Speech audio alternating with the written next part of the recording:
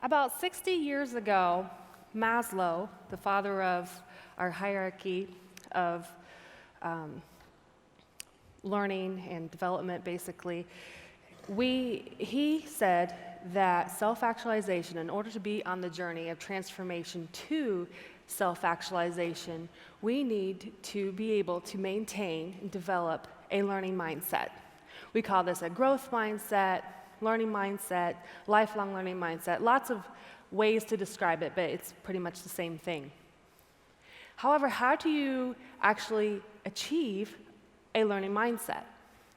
Rogers, another pioneer of the humanism area of education, said that we really need to be able to bring together in synergy the way we learn in our head and the way we learn in our heart.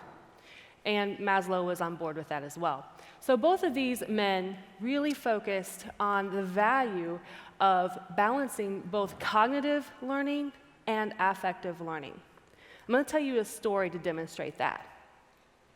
My daughter, she's sitting in the back fighting the Eye of Cthulhu or something like that on her iPad. She, every month, would get a six-pack of soda. They basically are 4-ounce little cans of soda, and they would have these little plastic rings on them to hold them together. So she'd rip it off and throw it and chuck it in the rubbish, and then put her cans of soda in the refrigerator. Well, I tried to tell her, it's important to make sure that you cut the connectors so that when you put it in the rubbish and it goes to the landfill, that animals won't get hurt or caught by it and die. She was very distressed by this, said, oh, okay, I'll make sure that I cut those and put them in the rubbish. Well, as is all cognitive learning, it's measurable, and this was pretty measurable. She was able to take in what I had said. She understood what I said, and she was even able to apply what I said continually. It was very repeatable. But this is what Rogers would call learning from the neck up. She only had this in her head. It wasn't in her heart yet. So she kept forgetting, because that's what kids do, right? That's what we all do. We learn something that's important to us. We even use it a few times, but we, over time, forget the value of it. I'm like, let's show her what happens when we don't do these things. So I showed her this image. And immediately, she sucked in her breath, and her eyes welled up with tears, and she goes, Mom, what happened to the turtle? Why is he so messed up like that? And I said, well, this is what happens when we don't properly cut up our plastic goods and put it in the rubbish. We have to make sure we do that, because what happened is when the turtle was a baby, he crawled in this ring. It wasn't the kind of ring she was working with, but a different kind, and he wasn't able to get out of it. He wasn't strong enough to break it, so it grew around him, and now he's pretty messed up. This was immediately effective because it was attached to her personal value system. And this is the affective side of learning. So, 3 questions that I want to explore today. The first one is, what motivates a learning mindset?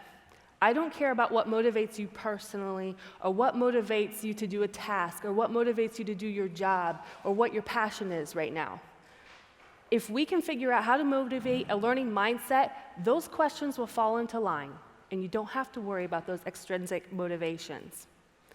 Then we're going to ask, how do we learn effectively as adults? We do learn differently from children, after all. And in order to really properly engage that learning mindset, we need to be able to understand how we learn. And how many of you are managers in this audience? Quite a few of you. This applies strongly to managers, but honestly, it applies to all of us. You will easily be able to extrapolate this and use it in your family, with your teammates, in your community. And that is, how do we influence a learning mindset? So the first thing that we really need to explore is really to operationalize what growth mindset is. What is it? It's a very popular term. We know it's important. We know we should do it, but what exactly is it? Really, what it is, and what I want to make sure you are hearing, is the perception. It is not the reality of how we handle threat. It's not the reality of how we self-evaluate or perform. It's our perception and how we handle these things. There are 4 major constructs of growth mindset that I'm going to be working through. The first one is, how do we handle challenge? Then, if we've accepted challenge, we're doing that well, how do we handle persistence? And then, what happens when we get to the mastery thinking? Is how important is my job? How important is my life? How do we handle mastery? And then we'll go into more detail on how we handle learning. So let's look at challenge a little more closely. If we're over on the fixed mindset, we're going to be avoiding that. We're more on the avoidance of challenges than the embracing of challenges. And in our heads, cognitively, it's very easy to say, oh, I take challenge all the time. I embrace it constantly. But how many times has it happened where you go up to your Kanban board or something, whatever your interactive virtual control board is, and you see the next thing to pull, you have to work with Sally. Sally is absolutely crazy. You don't want to work with Sally because you don't understand her, and you just don't want to introduce that kind of drama in your work. And you see this other task where you can work with Bill, and Bill is much more normal, and you understand Bill. So I'm going to take that task. That is an example of not taking the challenge. So embracing that challenge would be like, I'm going to take this, not only to do this task, but I'm going to really try and understand Sally and connect with her. I'm going to try and understand how to work with that kind of personality that I don't understand at all, and broaden my own horizons. That's growth mindset. However, it doesn't go so well. You go in with this great attitude that everything's going to be fantastic, but it's easy to be challenged by setbacks. And I've had this happen as a manager many times when I've tried to connect with an employee. I remember one employee in particular, I was told, oh, this person really doesn't like you at all. In fact, we expected her to quit when you were hired as a director, but she stayed. Have fun with that. And I was like, oh, okay. So I really had no choice but to embrace this particular challenge. That was somewhat inflicted on me. But it would have been very easy for me to give up and say, you know what, I've tracked, your 3 strikes, you're done. And that's kind of what I wanted to do, She did several things that annoyed me, offended me, and take the personal out of it, did things wrong. But I really wanted to make this work. And so I kept trying different ways to make that work. Even when I thought that I wouldn't be able to, we ended up having a bit of a relationship. I wouldn't say we're friends. We don't go hang out together. But we are on speaking terms, and that actually means a lot to me, even though she chose to move on. Mastery is important as well, and how we handle mastery. So do we just go to our jobs every day because that's our job, and that's really not your focus or interest, but you just have to go through the motions? Or are you seeing everything that you do as a journey? Whenever we're able to put meaning to what we're doing, we're developing our growth mindset. So let's look at some learning constructs. And this gets very close to home because none of us, I should say, love criticism. Criticism is easy to let go of, especially if it's an outlier. I had this happen to me one time when I was speaking at a conference at Agile 2011, and I received all these great comments, great job, wonderful, blah, blah, blah. I had one person say, you were wrong. I'm like, no, you're the only one that said that, so I'm going to disregard that completely. I chucked it out and tried to forget about it. I couldn't know. It just bothered me so much. So I decided to go to somebody. I didn't want to go to him because I didn't really feel particularly safe having that conversation, but I went to people who I felt safe with, that I respected their opinions. And I said, what do you think? Am I wrong? And it turned out I was. So I'm so grateful that I was able to get past my personal defense systems eventually and find out that I was wrong, because it's changed the trajectory of how I think in that particular area that I was discussing that day. Insecurity can be a dark horse. Some of the most famous people have the deepest insecurities. It's not for us to judge whether somebody's insecure. It's just for you to know whether you are insecure. And the easiest way to be able to tell if you have insecurities is by knowing how you react to other people's success. Does it annoy you? Does it frustrate you? Does it make you feel inferior? If any of those are yes, then you have some insecurities that it's important to acknowledge and work through. And then finally, threat. This is actually kind of funny. Anybody familiar with Linda Rising? A few of you? Linda Rising is a fantastic speaker on growth mindset. And the first time I heard her speak on growth mindset as a keynote speaker at a conference, I actually felt threatened by her. I'm like, you can't talk about growth mindset. Growth mindset's my area. I'm not entirely sure what I had been drinking that day to think like that, but the bottom line is I felt threatened. Now, I can happily say that now I feel inspired by her, and even by the end of her talk, I was inspired by her. But we have to be able to be self-aware enough to recognize when we're threatened, so that we can we have to acknowledge it, be curious about our own issues, and stay on that path of growth mindset. So as I mentioned, I didn't directly mention, a catalyst to being able to have a lifelong learning mindset or a growth mindset is whole person learning. And I had referenced Carl Rogers, Rogers being the psychologist that developed whole person learning.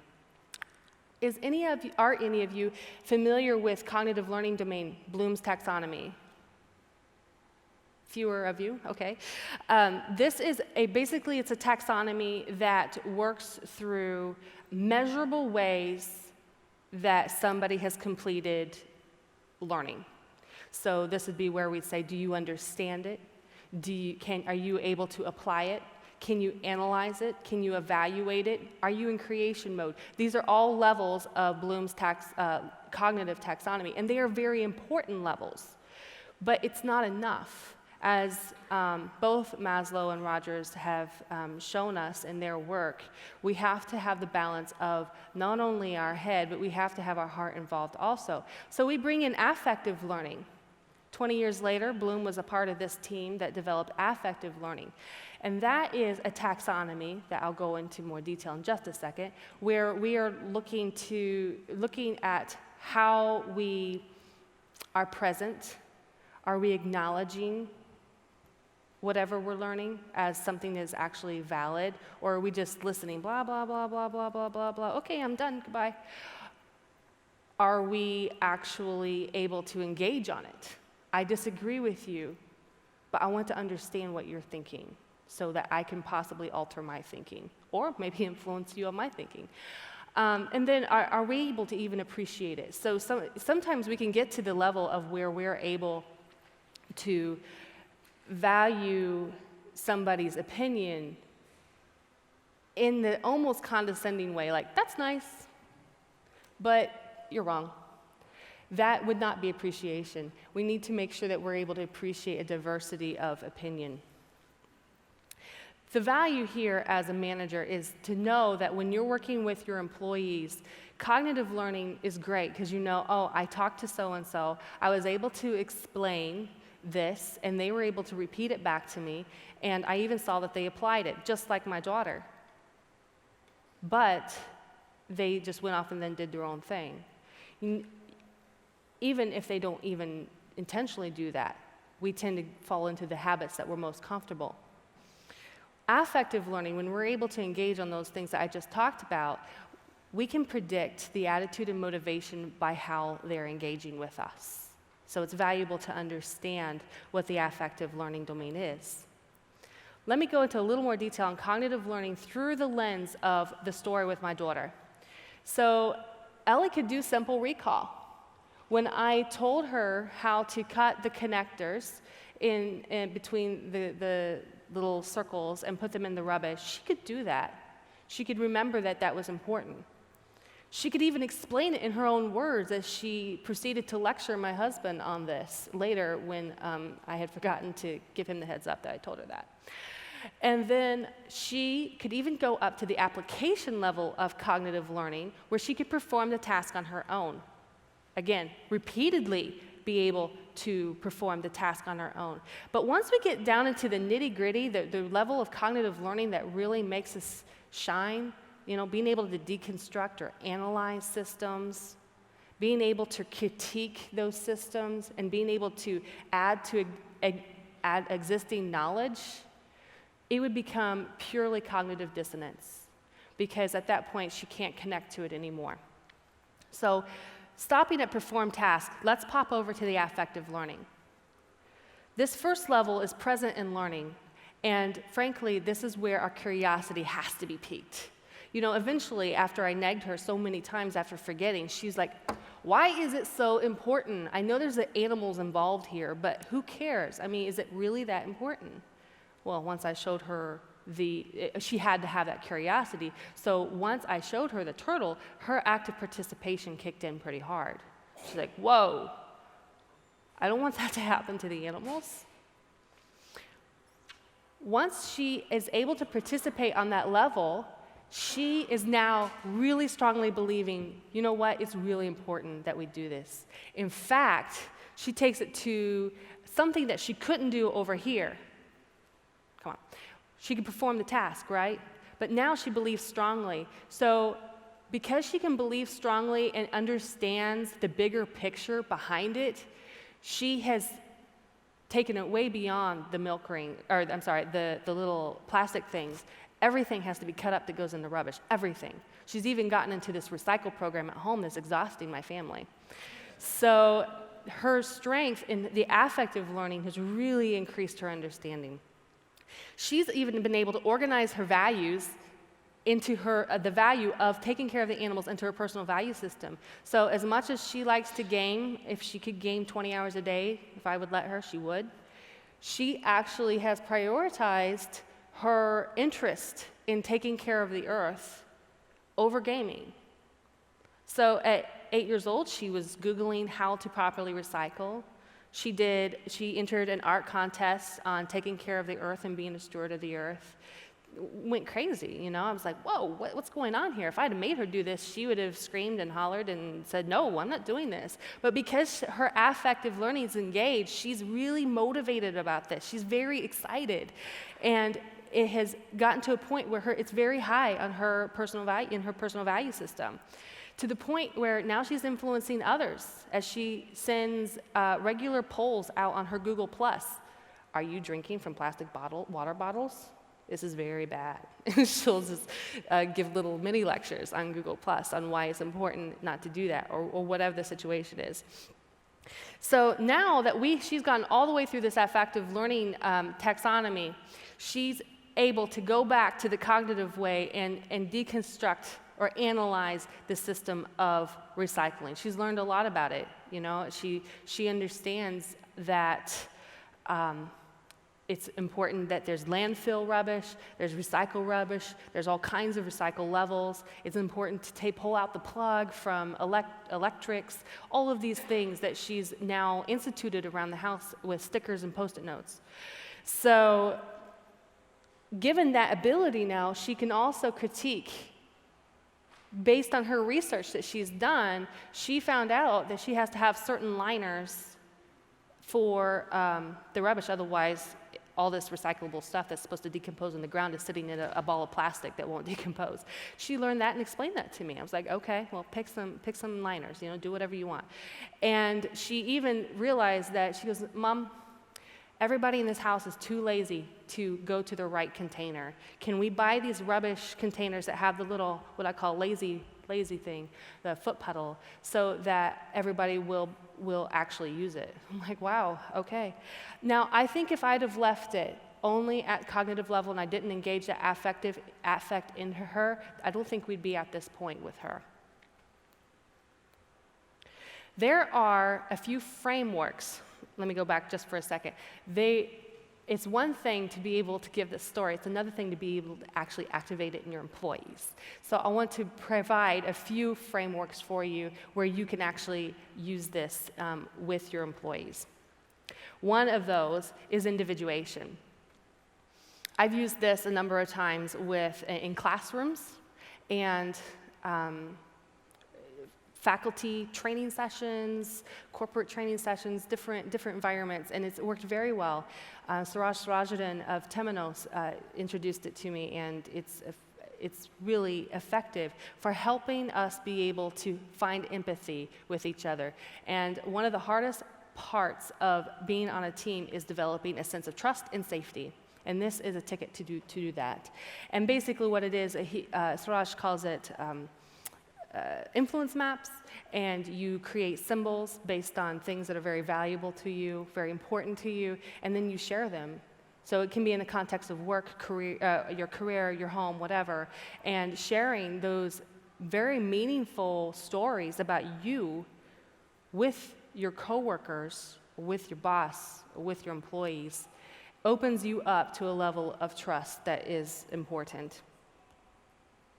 Another one, and this is really valuable for anybody who's in the training or coaching circle, is a felt encounter framework that Heron developed. And this one is really about approaching learning in a very active sense, not the 200-slide deck that causes people to cry, but a very collaborative experience where they can be part of the learning itself. And it's important, I really love the point that Heron makes in that we have to facilitate knowing that everybody is unique in how they get to X. Everybody will probably get to X, but they're going to go, one person's going to go this way, another person's going to go this way, another person's going straight over there. They all have their different ways. And as managers, it can be so frustrating sometimes. I just want to say, we need to do this. Can we just get there, please? I want to do that, but that's not how it works. You have to facilitate them individually and lead them down the path of this is important because through the way that they understand or through their lens. And as you work with your employees, of course, you know how they work, and you're able to do that. And then also, it's important to distinguish between emotion and feeling. Feeling is usually that physiological effect that you have. It could come in a myriad of different ways, but it's just the feeling you have. It's the emotion is what's interpreting the feeling. So sometimes we are overwhelmed by an emotion, or you see somebody being overwhelmed by emotion, and sometimes it's very helpful to be able to reverse engineer that into what feeling did you have. There's a big difference between those two, even though it seems pretty small. And then this one is my personal favorite. It's the authenticity model that Cranton put together in the mid-2000s about fostering authentic relationships. And I've used this extensively with teams that I've worked with. And really, the most important part of this is it starts with you. If you're not open to developing your own sense of learning mindset and you think that, oh, well, this is just something I need to do for my team, then it's not going to work, I promise you. So we have to have that personal self-awareness as we work with our teams, whether you're a team member or a manager. And then, very similar to Heron, you have to be very aware of the differences and preferences of each member. I had, in my team, I had such a diversity of this. Everything from how they looked at life to vegetarianism to carnivorous behavior. I mean, it was really interesting. We couldn't even decide where to go for lunch because one person was mortified at the idea of eating vegetables and the other person was mortified by the idea of eating meat. And I'm like, wow, we have a long way to go here. So it's important to be able to respect these differences and seek these differences, as we've seen multiple times in this conference, the value of the differences that's between us. And when you do that, you can develop these unique relationships with them. So with every one of them, I actually became very close to. Now, became very close to them in very different ways based on their unique personality, but I do very much love each one of them.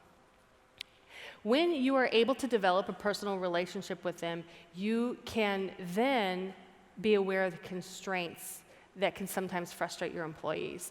So, for example, if one of your employees is somebody who likes to volunteer to tutor dyslexic children on Tuesday afternoons, don't schedule meetings on Tuesday afternoons.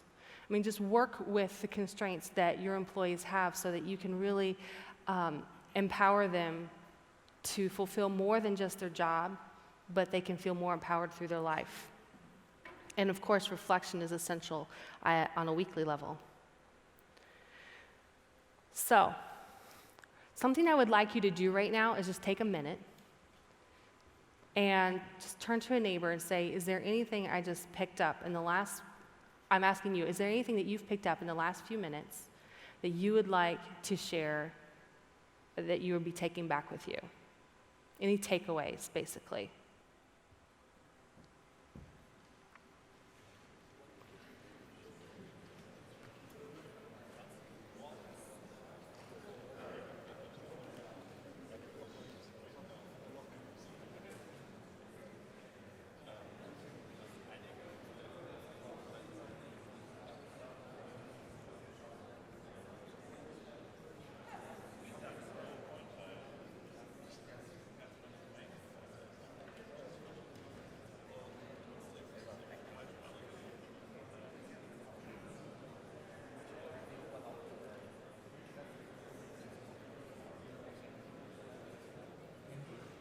Okay, thank you for that.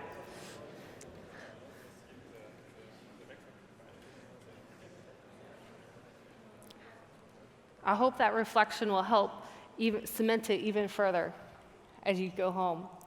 So now that we have answered the question on how do I motivate a learning mindset through the use of affect, how do we understand how adults learn? I'm going to be sharing with you 3 major areas that help promote growth mindset on how adults learn. So there's the andragogical framework, very different from pedagogy. Anybody ever heard of pedagogy? Good, hardly any of you. That makes me so happy. So Andragogy is a framework for how adults learn. And then we're going to talk about the learning process. The process is very different from actual learning theory, so we're going to differentiate that. And then we'll look at a couple learning theories. So the andragogical framework is something very specific to adults. Pedagogy is the art and science of teaching children. And a lot of people tend to say pedagogy even when they're talking about adults. That's why I asked the question. Andragogy is focused on adults simply because it is steeped in how we apply our experiences. Our experiences shape who we are, and it is hardwired into us to take what we have experienced and apply it to our learning. So we will move from dependency to self-directed, but it's important to recognize that in that movement from dependency to self-directed, you could be at a different level in that journey on several different fronts. Like, I am very self-directed in my personal education, but a few years ago, I was about as dependent as you could get in a conference setting. I didn't want to go to any conference where I didn't know everybody, and I was terrified. But as I went to more and more, I was able to become very self-directed. So every new situation in our lives, we have to take this journey from dependency to self-direction. And then applying experience to our learning. This, to me, is the crux of the andragogical framework.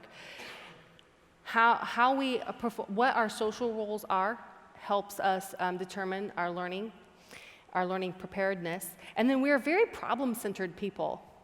You know, even 18 to 22-year-olds in college, you know, they're in a major, right? They are, here's your humanities, here's your majors, blah, blah, blah, concentrations. But adults, they really don't care about that particular siloed approach to understanding and learning. They want to see the problem and figure out a myriad of different ways and interdisciplinary efforts to figure it out. And then later, these first four that I mentioned are underlying assumptions that Malcolm Knowles created initially.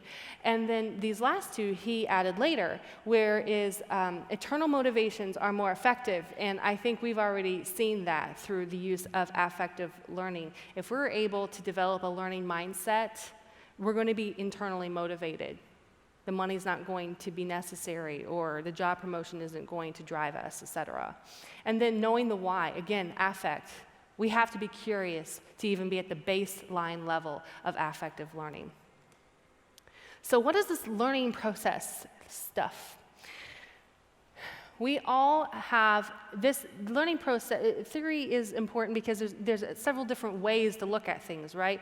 Learning process is simply how we learn. So we go through an acquisition level that bounces between that cognition and emotion, that cognitive and affective learning. And a great example with that would be Chris, somebody who works with me. I asked him when I hired him, I said, you'll need to know how to use learning management systems.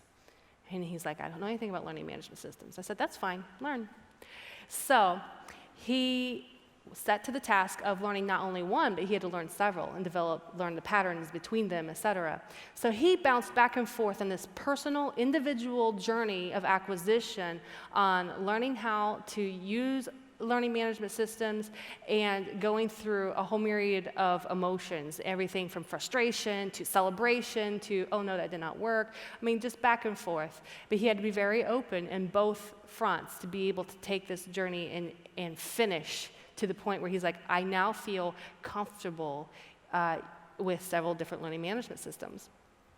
However, he's not able to fully have the circle of the learning process until he can integrate this on a social level. And this is so important for adult learners especially. We have to have that social integration, that collaboration to really effectively have that learning process complete. So when he was able to share with his peers at different universities of how they use it and brainstorm, it's not necessarily learning together is important, but that brainstorming factor, that out-of-the-box thinking, if you want to use the cliche, that can't happen until you have other people with different experiences. So looking at a couple learning theories, we have Transformative Learning by Mezirow, and this is going to look very familiar to all of you. Anybody who is familiar at all with Agile is going to be certainly familiar with it. And I mean, it's the basic construct of reflection, and I know this community is strong about the value of reflection. You know, what happened? What were you thinking? Was this a good experience? Was this a bad experience? What sense can you make out of it? What have you learned? Typical. It's used in a guise of a variety of ways to describe it, but it's still the same cycle of emotion. What I want to point out about Mezirow is that this is important, yes, but critical reflection is what's especially known for by him. And critical reflection is, okay, you've gone through that. 6 months later, where are you on this? Go through it again. And then a year later, go through it again. Time passing is what really helps us get those aha moments, that transformative moment where you're going, oh, I didn't think of it that way. I mean, you're still too caught up in the details, in the weeds, when you have that reflection right after, right? But 6 months later, you've had some time to let it digest and process. And then a year later, you've grown a lot. So when you look a year back, you're going to be able to see those growth patterns in your own life and be like, oh, wow, I'm a lot more open now. That's really awesome. I can't believe I thought that way back then. And you have to be able to do this in order to continue growing your own self-awareness. I love this particular infograph that Andrea Corney put together because it signifies several learning cycles at once. Now, Kolb's experiential model is kind of the heart for me because in my world of education, he's the bomb, you could say.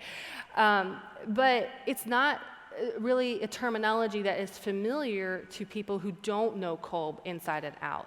So concrete experience or abstract conceptualization, that's not, when I say, so what's your abstract conceptualization? That's not going to be natural. So another way to look at it is Greenaway's version, where he asks very basic terms. What happened? What did I experience? Why did this happen? And what will I do? 4 very simple questions, and I've used this time and time again. I've just put it up there on my computer or on an overhead, depending on how big the group is, and we'll just walk through this very intentionally. Every time I do this, we do not get sidetracked. You know, have you ever had those agendas where they had discussion items? They are horrible. Every time I see them, I think, how can I get out of this meeting? Because I know it's going to get derailed, and I don't want to deal with sitting there for an hour listening to somebody on their soapbox. Using this particular method really helps people stay focused. And every time I do it, people have written things, action items to walk away with. So it's important to be able to do that. And I think as lean folks, you're already very familiar with the theory of action and assessing behavior consequences in the theory revision. So going to the modern learner here for a second, I found this very funny because it's about cognitive overload. And I look at this and I'm immediately cognitively overloaded.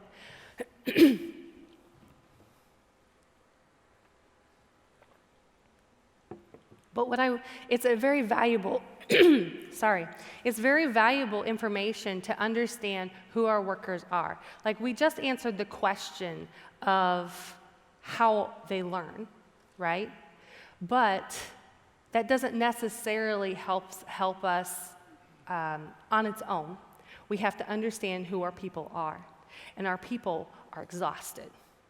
They have so much information being slammed into them constantly. And like I referenced before, that 200-slide go-around for 8 hours is really not going to get much done. I really loved, is it Carrie? Wendy's discussion with Etsy, because that's exactly what they discovered, and they have integrative learning every week instead of the big exhausting weekend where you forget everything. So that's a valuable way to look at it. But there's another perspective I want to consider too.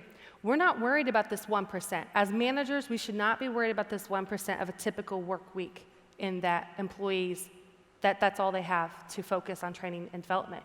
Because as a manager, you need to be focused on the 100%. And the 100% is developing this learning mindset as an intrinsic part of their DNA at work. And you're like, well, great, how do I do that? So I had the same question a couple years ago when I was hired as a director role at a university, and I had a diverse team. And I was a little worried on how to approach it. I asked my husband, I said, look, I've got a really wide variety here. I need to get to these goals. This is what I was hired to do. But obviously, slapping down my 5 initiatives for the year is not going to do much for motivating my employees. And he's like, use this grid. So I used this grid, and it's fabulous. So every week, going back to the authentic relationship that you would have with your employees, I would have a one-to-one, and I would say, so we're going to use this grid. What really excited you this week? What excites you, period? What really makes you feel comfortable? What challenges do you have? And then what fears do you have? Now, people are going to take this different ways. I had one employee who adored this. She would not miss our one-to-one for anything. It didn't matter what happened. She was going to be there. She wanted to be a part of this. And this was her connection. I had other employees. Most of them really liked it. But I had one in particular who didn't. I think the idea of the construct bothered her. And so I said, okay, don't worry about it. And then in our one-to-one, because we would, of course, still have that, I'd say, so what happened this weekend? Anything exciting? That's awesome. Or are there any major challenges you're seeing in your life or your job that I can help mitigate? Any impediments that you have? Are you afraid of anything? Are you afraid of X, Y, and Z? Eventually using just conversational terms and not using the construct itself led her to realize the value of it, and then she started using it with her own team, so I considered that a win. The bottom line for us as managers is how can we manage these constraints between learning and work? And this goes back a little bit to the 100% versus 1% mentality. I mean, we need to have the mentality of putting together a learning mindset, a space of safety for our employees so that they are always learning, even if they're in a formal learning environment or if they're doing their tasks. And often what happens is, as managers, we feel this kind of terror that we have to do these trade-offs, right? I mean, I always felt like I had these trade-offs to do because I had 6 meetings that day. I'm like, 6 meetings, and I've got to do these tasks, and I've got to manage my people. I can't do it. And the bottom line is, it's really a perception of making trade-offs. As I grew in my role and having the background I did, I realized my job as a manager wasn't about the trade-offs. It was about empowering my team. So my life got exponentially easier when they made the decisions. They kept coming to me with decisions. I'm like, I can't make all these decisions. I've got 62 meetings to go to this week. And I did my best to avoid them, but avoid the meetings. But you still end up as managers in a lot of meetings. So you don't have time for these decisions. And I didn't want them to feel like they were being blown off either. So I'm like, but you should be making these decisions. I want you to feel like if I drop dead tomorrow of a heart attack, life would go on. And that's exactly what we worked on. So they were able to really empower themselves through their own decision making. But still, sometimes it comes across like, well, I'm just nervous about making that decision. I don't want to do that without you. And so whenever that happens, it's important to not make that decision for them, but facilitate it. Well, what do you think about it? What about this constraint? Do you see any constraints? What about that? How are you going to deal with that? So don't make that decision for them. And this really boils down to decentralizing the decision-making process, which I think also, as Lean people, you are very familiar with. So, but to engage that and make that actually happen is more challenging, in my opinion, but it's absolutely worth it. The hardest part of all is when they make a decision, sometimes you have to let them fail. You can see what's going to go down. You're sure of what's going to go down, but you're not a genie. You just have an instinct.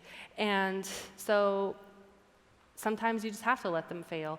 And then when they're there, and they failed, make sure you celebrate it with them and say, this is an awesome learning experience, and go through that reflection cycle with them. And then the most important thing that I've learned is that we have to change the context of our teams. Now, if you're on a team and you're not a manager, this could be a little harder, but as a manager, we should be able to change that context. And that is simply by fighting their battles for them, in the sense that they need this to happen because of success, but to be successful, but team X over here is just not working with them. So it's my job to go work with that team or work with that manager and come to a consensus on how to get that done. Or there could be a policy that comes into place that really disrupts my team. I have to go figure out how to work with that policy. Basically, you're the shield. So how do I build a learning mindset space for my team?